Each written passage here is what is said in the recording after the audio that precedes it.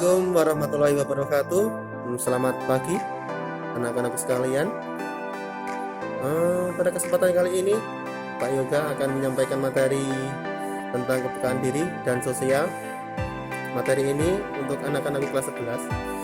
Tapi sebelum lebih lanjut, izinkan Pak Yoga terlebih dahulu untuk berperkenalan dengan kalian. Kebetulan untuk tahun kemarin Pak Yoga belum pernah mengajar kalian. Langsung saja, perkenalkan, nama saya Pak Yoga Adi Pracoyo. Alamat rumah Keragilan Senden Ngawen Klaten. Kebetulan Pak Yoga ngajar di sekolahan ini atau di SMK ini sudah sekitar 7 tahun, dari tahun 2013 sampai tahun 2020. Awal tahun Pak Yoga ngajar di sini, kebetulan dulu 5 tahun terakhir Pak Yoga ngajar untuk kelas 10. Tapi 2 tahun terakhir ini Pak Yoga diamani sekolah untuk mengajar di kelas 11 dan kelas 12. Mungkin itu aja perkenalan singkat dari Pak Yoga. Masuk ke materi. Tapi sebelum kalian saksikan materi yang akan kita sampaikan, jangan lupa like dan subscribe video ini. Oke, Pak Yoga tunggu. Langsung saja untuk materi kepekaan diri dan sosial bisa kalian lihat di video selanjutnya. Oke, terima kasih. Silahkan menyaksikan. Assalamualaikum warahmatullahi wabarakatuh.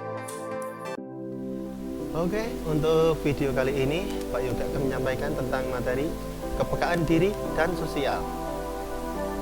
Tujuan dari materi ini adalah dapat mengerti tentang kepekaan diri dan sosial, dapat memahami pentingnya hidup bersosial, serta dapat berperilaku yang bertanggung jawab dalam masyarakat.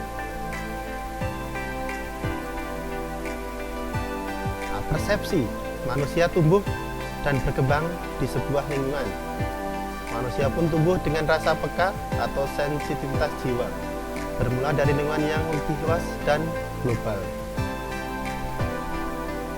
Seseorang yang memiliki kepekaan diri dan sosial yang tinggi akan mudah memahami dan menyadari adanya reaksi-reaksi tertentu dari orang lain, entah itu reaksi positif ataupun reaksi negatif.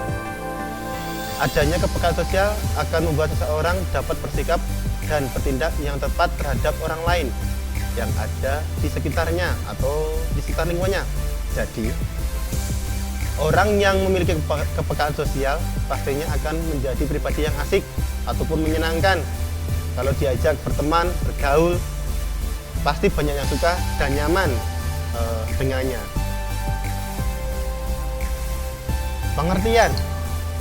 Pengertian dari kepekaan diri dan sosial merupakan kemampuan untuk merasakan dan mengamati reaksi-reaksi yang terjadi di lingkungan serta perubahan orang lain yang ditunjukkannya, baik secara verbal maupun non-verbal. Tumbuhnya kepekaan diri dan kepekaan sosial tersebut selanjutnya akan membentuk kepribadian seseorang. Bentuk kepekaan diri antara lain peka terhadap ekspresi wajah dan perasaan, misalkan dengan raut muka cemberut ataupun perasaan yang kurang menyenangkan, misalkan dilihat, pikiran dan pendapat dan lain-lain. Sedangkan kepekaan sosial contohnya peka terhadap berita di media sosial, perilaku ikut-ikutan, gosip, dan fitnah, serta pergaulan seperti yang baru heboh di bulan-bulan ini, seperti pandemi corona. Itu cukup menggemparkan, mungkin hampir seluruh dunia merasakan dampaknya. Menumbuhkan kepekaan sosial. 1. Menyadari bahwa kita tidak bisa hidup sendiri. 2. Bergaul dengan sebanyak-banyaknya orang. 3. Memperhatikan dan memperbaiki cara berbicara. 4. Terlibat dalam kegiatan sosial. 5. Mengembangkan empati. 6. Berperilaku prososial. 7. Melihat dan bertindak. Oke, dari banyak contoh kepekaan sosial dari nomor 1 sampai 7 ini, tentunya di masyarakat pun kita sudah terbiasa atau sudah mengalami hal-hal seperti ini. Contohnya misalkan ada kematian, tidak mungkin kita memandikan mayatnya sendiri atau menguburkannya sendiri. Terus misalkan di acara pernikahan tidak mungkin yang punya rumah atau yang punya hajat melayani tamu-tamunya sendiri. Nah, seperti itulah contoh-contohnya. Melatih kepekaan diri. Pertama, serius mencari dan menemukan kekurangan diri. Tidak usah sibuk mengubah diri. Misalkan salah, ya katakan salah. Jangan ngeyel, misalkan kita salah tapi masih ngeyel, nggak boleh ya. Terus yang kedua, mengembangkan terus kemampuan supaya mampu berbuat lebih baik. Karena kemuliaan seseorang dilihat dari tingkat manfaatnya bagi orang lain. Orang memang cenderung lebih sibuk dengan kepentingan dirinya dengan aktivitas yang menguntungkan diri. Maksudnya jadi mengembang terus kemampuan supaya mampu berbuat lebih baik.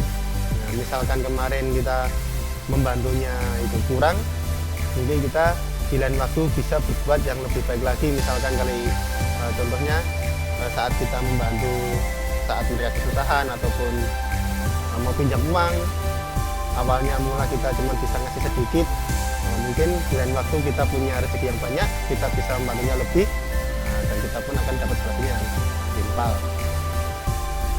Ya. Nah, mungkin itu saja materi kali ini. Mungkin dapat kita sambung lagi di video selanjutnya. Pokoknya ditunggu terus video dari Pak Yoga. Dan untuk kali ini cukup sekian. Terima kasih. Assalamualaikum warahmatullahi wabarakatuh.